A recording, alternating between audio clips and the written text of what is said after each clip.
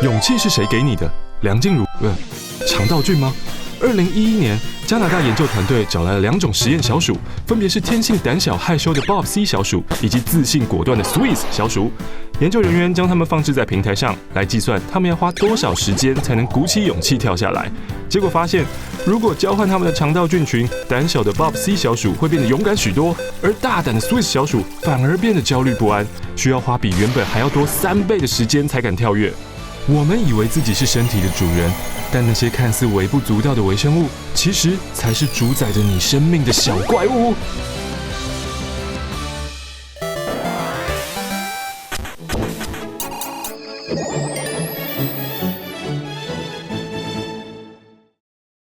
我们是何时开始与微生物共生的呢？从羊水破裂之后，新生儿便会从几乎无菌的环境中进入充满微生物埋伏的世界。但先别慌张，这并不是一件坏事哦。在成长阶段，微生物是重要的免疫力训练师。透过适度的侵扰，免疫系统会学习如何辨别无害的微生物，避免身体在未来过度反应。而通常剖腹产宝宝有较高的过敏风险，就是因为胎儿没机会接触到产道里的微生物们，反而会让免疫力因此下降。经过了幼儿时期的大乱斗后，体内的菌种和数量都会渐渐达到平衡，进入和平共生的阶段。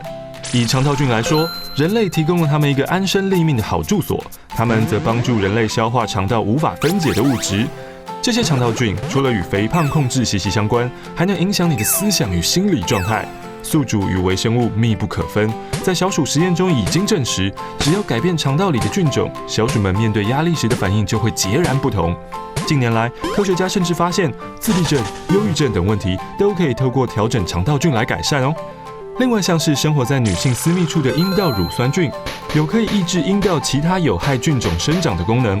若女性失去了乳酸菌的保护，阴道发炎或罹癌的几率都会大大的增加。